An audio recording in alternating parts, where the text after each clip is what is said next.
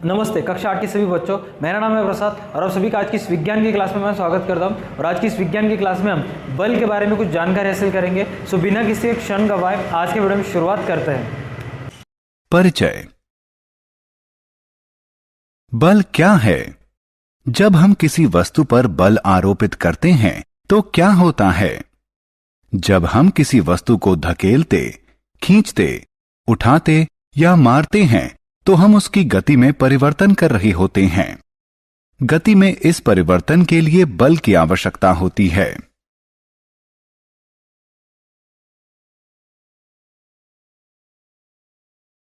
उद्देश्य। इस पाठ के अंत में आप निम्न करने में सक्षम हो जाएंगे: बल को परिभाषित करना, बल की विशेषताएं बताना, बल का प्रभाव समझना, संपर्क बल और असंपर्क बल के बीच विभेद करना, संपर्क बल और असंपर्क बल के प्रकार बताना, ठोस, द्रव और गैस द्वारा आरोपित दाब की विशेषताएं बताना, दाब का मनुष्य के शरीर पर प्रभाव बताना, वायु दाब को परिभाषित करना। क्या होता है जब बल टकराते हैं? यदि आप एक भारी बक्सा लेते हैं और उसे खिसकाने की कोशिश करते हैं तो वह नहीं हटेगा। अब यदि आप किसी मित्र को बुलाकर सहायता लेते हैं और उसे उसी दिशा में खिसकाते हैं तो यह हटता है। इस प्रयोग से प्रमाणित होता है कि समान दिशा में लगाए गए बल संयुक्त हो जाते हैं। बल का प्रभाव। एक पतले रबर का गुब्बारा लीजिए और इसमें हवा भरिए। इसका आकार परिवर्तित हो जाता है। फिर इस खुले सिरे को धागे से बांधिए। अब हवा भरिए, गुब्बारे को दबाइए, फिर से आकार परिवर्तित हो जाता है। यह बल के प्रभाव के कारण होता है। जब आप फुटबॉल खेलते हैं तो फुटबॉल को मैदान के केंद्र में रखते हैं। जब आप इसको मारते हैं तो यह वांछित दिशा में आगे बढ़ती है। इसी प्रकार रसोई में तुम्हारी मां आटे की लोई बनाती है और उन्हें चपाती के रूप में बेलती है। इस मामले में वह लोई को चपटा बनाने के लिए बल का प्रयोग करती हैं।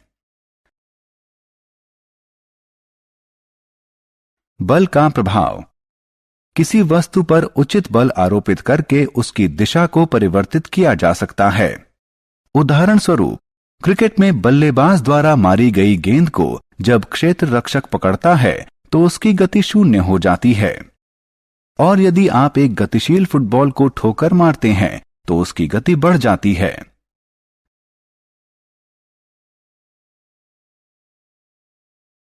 बल के प्रकार। बल के दो मुख्य प्रकार हैं: संपर्क बल और असंपर्क बल। पेशीय बल, घर्षण बल इत्यादि संपर्क बल का उदाहरण है। इसी प्रकार चुंबकीय बल, स्थिर वैद्युत बल, गुरुत्वीय बल इत्यादि असंपर्क बल के उदाहरण हैं। संपर्क बल। क्या आप टेबल पर रखी किताब को बिना छुए बढ़ा या उठा सकते हैं? या क्या आप एक बाल्टी पानी को बिना पकड़े उठा सकते हैं? दोनों मामलों में उत्तर है नहीं। सामान्यतः किसी भी वस्तु पर बल लगाने के लिए हमें उसके संपर्क में आना पड़ता है। अतः हम कह सकते हैं कि संपर्क बल वह बल होता है जो पिंड के वास्तविक संपर्क में आने पर ही लगता है। मूलतः ये दो प्रकार के होते हैं: पेशीय बल और घर्षण बल।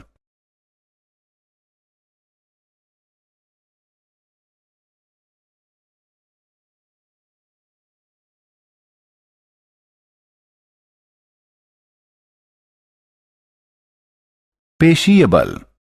जब हम किसी वस्तु जैसे कि बक्से को खिसकाते हैं या बाल्टी को उठाते हैं तो बल हमारे शरीर की पेशियों की गतिविधि द्वारा लगाया जाता है। इस बल को पेशीय बल कहते हैं। ध्यान रखें कि पेशीय बल सदैव या तो सीधे सीधे वस्तु को स्पर्श करके लगाया जाता है या फिर किसी छड़ी या रस्सी के टुकड़े की सहायता से लगाया जाता है। उदाहरण के लिए, फल या सब्जी को चाकू की सहायता से काटना, हथौड़े की सहायता से कील ठोंकना, घोड़े द्वारा गाड़ी को खींचना। घर्षण बल।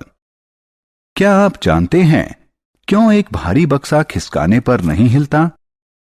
क्यों एक लुढ़कती हुई गेंद कुछ समय बाद रुक जाती है?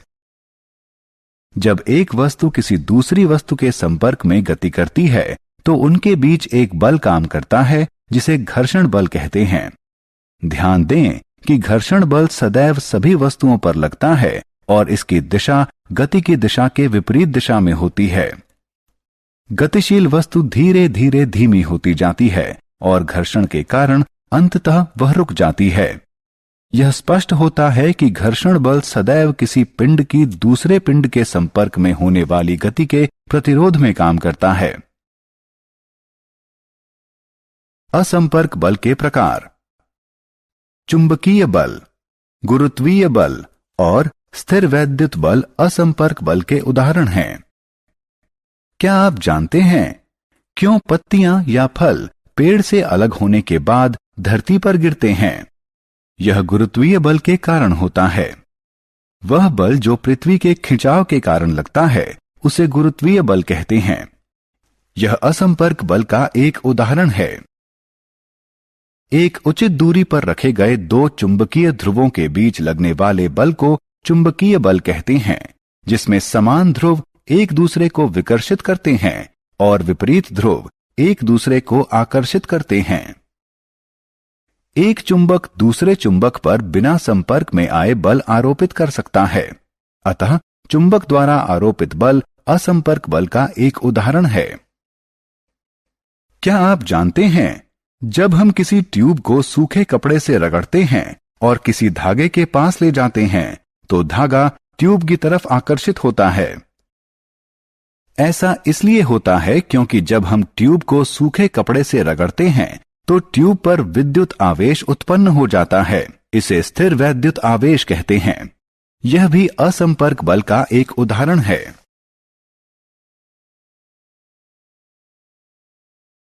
दाब। आइए एक गतिविधि करें। लगभग समान आकार के 5 लकड़ी के डिब्बे लीजिए। उन्हें भारी बनाने के लिए उसमें लोहे के टुकड़े भर दीजिए। इन डिब्बों को लकड़ी के एक टेबल पर अलग अलग रख दीजिए। इन डिब्बों द्वारा टेबल पर आरोपित दाब बल देखिए। आप देखेंगे कि टेबल सामान्य ही रहता है और यह बक्सों के भार के दाब बल से अप्रभावित रहता है। अब इन्हीं डिब्बों को टेबल के बीच में एक के ऊपर एक रखिए। अब इसका प्रभाव देखिए। इस प्रकार रखने पर टेबल डिब्बों के भार से या तो मुड़ जाता है या टूट जाता है। क्या आप अनुमान लगा सकते हैं कि ऐसा क्यों हुआ? यद्यपि दोनों स्थितियों में लगाया गया बल समान था, फिर भी पहली स्थिति में इसका प्रभाव अल्प था और दूसरी स्थिति में टेबल मुड़ गई। इस गतिविधि से प्रमाणित होता है कि बल और इसका प्रभावी क्षेत्रफल दोनों महत्वपूर्ण हैं। जिस क्षेत्रफल पर बल आरोपित किया जाता है वह जितना छोटा होगा इसका प्रभाव उतना ज्यादा होगा और इस अवधारणा को दाब कहते हैं। हम कह सकते हैं कि दाब बल से संबंधित है।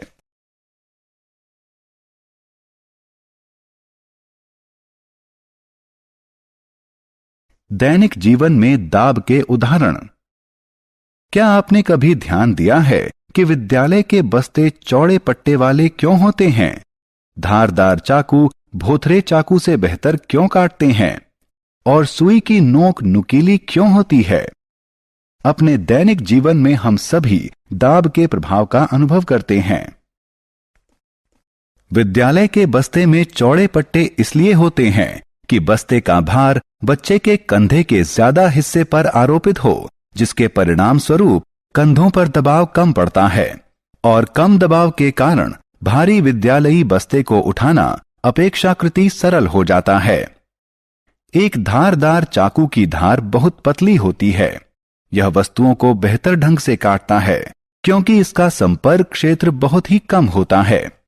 हमारे हाथ का बल एक बहुत छोटे क्षेत्रफल पर आरोपित होता है, जिससे भारी दबाव उत्पन्न होता है और यह भारी दबाव वस्तु को आसानी से काट देता है। इसके नुकीले सिरे के कारण सुई वस्त्र के एक बहुत छोटे क्षेत्रफल पर बल आरोपित करती है, जिससे भारी दबाव उत्पन्न होता है जो वस्त्र में छिद्र करने के लिए पर्याप्त होता है। क्या द्रव और गैस भी ठोस की तरह दबाव आरोपित करती हैं? क्या आप जानते हैं कि जब आप गुब्बारे में हवा भरते हैं तो क्या होता है? यह सभी दिशाओं में दाब आरोपित करता है, जिसके कारण गुब्बारे का आकार बढ़ता है और प्रत्येक दिशा में समान वृद्धि दिखाई देती है। द्रव के लिए भी यही सही है। यह सभी दिशाओं में दाब आरोपित करता है। जब एक प्लास्टिक की एक थाली जल में डूबती है तो यह तली में नहीं जाती। यह सदैव पानी के भीतरी दाब के कारण शीशे के पाइप के प्रतिकूल दाब के प्रभाव में रहती है। इससे प्रमाणित होता है कि जल भी प्रत्येक दिशा में दाब आरोपित करता है। वायु और हमारा वायुमंडल। हम जानते हैं कि हमारे चारों तरफ वायु है। पृथ्वी के चारों तरफ बने वायु के आवरण को वायुमंडल कहते हैं। वस्तुतः वायु में भार होता है और यह दाब आरोपित करती है। पृथ्वी की सतह पर वायु द्वारा आरोपित दाब को वायुमंडलीय दाब कहते हैं। ध्यान दें कि हम जितना ऊपर जाते हैं वायुमंडलीय दाब उतना ही कम होता जाता है। औसतन हमारे सिर पर 1 किलोग्राम प्रति वर्ग सेंटीमीटर वायु भार आरोपित होता है।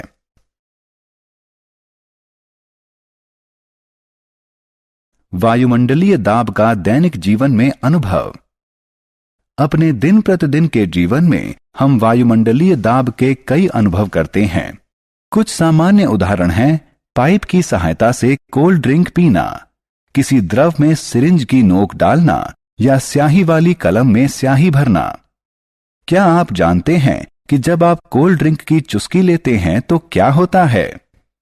पाइप के भीतर का वायु दाब कम हो जाता है और ड्रिंक के सतह का वायु दाब ड्रिंक को हमारे मुंह तक पहुंचाने के लिए पाइप के अंदर धकेलता है। सिरिंज के मामले में चिकित्सक इसकी नोक को द्रव्य में डालता है और पिस्टन को खींचता है, जिससे सिरिंज के भीतर का वायु दाब कम हो जाता है। दूसरे उदाहरण में रबड़ की ट्यूब लगी स्याही भरने वाली कलम में ट्यूब को दबाकर इसमें से वायु निकाल देते हैं, जिससे ट्यूब के भीतर का वायु दाब कम हो जाता है।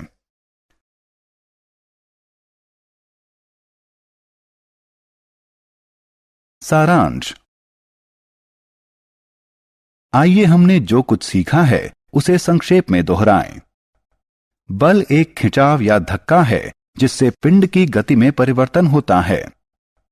बल किसी वस्तु का आकार परिवर्तित कर सकता है, किसी वस्तु की स्थिति परिवर्तित कर सकता है, किसी गतिशील वस्तु की गति की दिशा परिवर्तित कर सकता है और किसी गतिशील वस्तु की गति बढ़ा सकता है। बल 2 प्रकार के होते हैं, संपर्क बल और असंपर्क बल। पेशीय बल और घर्षण बल संपर्क बल के उदाहरण हैं। गुरुत्वीय बल, स्थिर वैद्युत बल और चुंबकीय बल असंपर्क बल के उदाहरण हैं।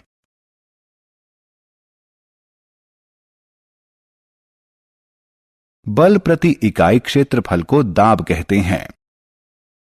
ठोस का दाब उसके भार के कारण होता है और यह सदैव नीचे की ओर आरोपित होता है, लेकिन द्रव और गैस का दाब नीचे, बगल में और ऊपर भी यानी चारों तरफ आरोपित होता है। पृथ्वी के चारों तरफ बने वायु के आवरण को वायुमंडल कहते हैं। पृथ्वी के सतह पर आरोपित होने वाले वायु के दाब को वायुमंडलीय दाब कहते हैं।